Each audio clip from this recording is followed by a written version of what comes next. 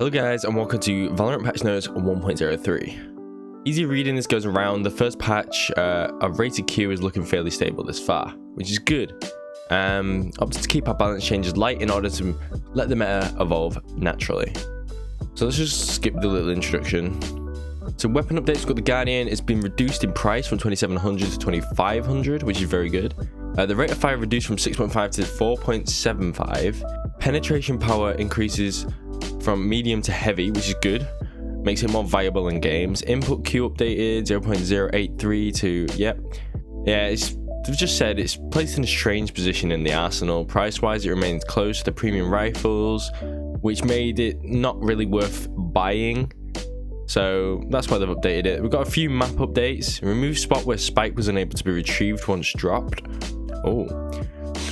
And all maps, they fixed multiple spots where players were able to clip inside level geometry, removing locations where sofa sensor arrows were able to go through walls. Right, that's good fixes. Spike rush has been updated. There's a new orb. Capturing the orb releases 2 hunting wolves to track down the 2 nearest enemies from orb location. They will not change targets after spawning, so that's quite cool. It's a cool little orb. Split orb location, they've changed the orb location to a different spot. Quality of life, they've changed the surrender mode. Unrated mode vote requirement changed to pass. So it goes from not everyone has to pass, like say yeah to the vote now. It is 80% of the people. So if there's 5 of you there, only four of you probably have to surrender. That's right, maths. I don't know how to fucking math. So AFK players who are not spawning in are not counted as voting participants. So if a player is not spawning on your 5-person team, you don't need a yes. For example, you can surrender with 3 out of 4 votes. Yeah, there you go. So yeah, I was right. Competitive mode vote requirement to pass remains at... that's just in rated. That's boring. Competitive mode is still 100%. You can call surrender vote starting with round 5 versus round 8. That's good. A new button in the game menu has been added to call surrender vote. That's good. For competitive mode, we plan to keep the vote requirements as unanimous because surrendering has an impact on your rank. All unplayed rounds count as lost credit. We want to make sure that the team is full agreement before a decision is made that will negatively impact a player's rank. We've also slightly reduced the minimum rounds needed to be played so the players have a particularly bad start. They can opt out of that match earlier. Competitive matches have new win by 2 overtime format with automated votes on whether the game should continue or end in a draw. That's good. That's a lot better. Yeah, that is better. So matches now have a win by 2 overtime format. So you could literally go on forever. So like you're both at 12-12, and then you get to choose whether or not you want to continue and play overtime or you want to just draw. So you hit 12, and it's the first person to get 2 rounds, first team, sorry, to get 2 rounds above the other team, which is quite nice. Competitive matches now, instead of playing a single sudden death round, teams will alternate playing rounds on attack and defense until the team claims victory by being up 2 rounds. Each round will have a full reset, setting all players to 5,000 credits and 4 points short of their ultimate. After every 2 rounds of overtime, an automatic vote will trigger to determine the match should play or end in a draw. The threshold continuing the match will become stricter as more rounds have been played.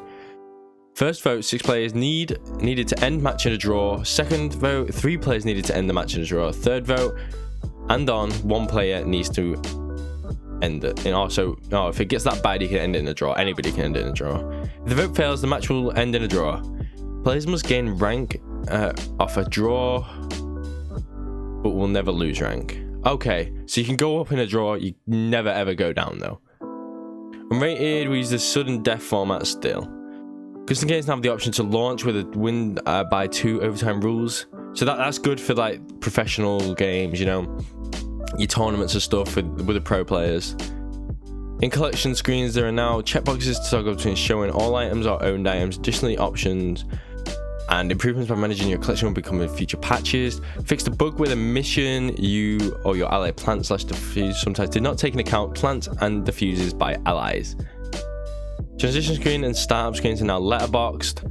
Fixed text overlap issue with the bot. So we just got a lot of little fixes to improve the overall game, which is quite good. So we got bug fixes down here. It's quite a short patch actually. So bug fixes, we got fixed the cipher bug where traps that were placed, such that were inside of a doorway, would not trigger when someone walked through them. Fixed an issue with the match timer hitching under unstable network conditions.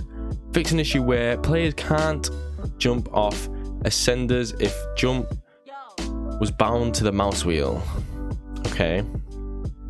Fix some visual issues that occur when reconnecting to the game while dead. Fix barrier phase announcements showing up normal games for observers. Fix various UI issues and observer scoreboard. So that was just actually really quick and short guide. Well, not guide, sorry. It was a very quick short patch.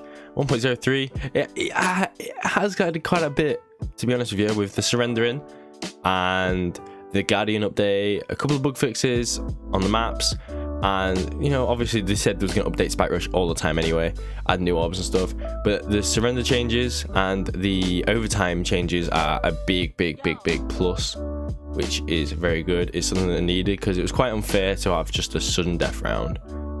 You know, shouldn't have been sudden death round from the get-go. I know they just wanted to get the game out, but this is a much better way of doing it. So anyway guys, thanks for watching. I hope you enjoyed. I hope this made it a little bit easier instead of you having to read it.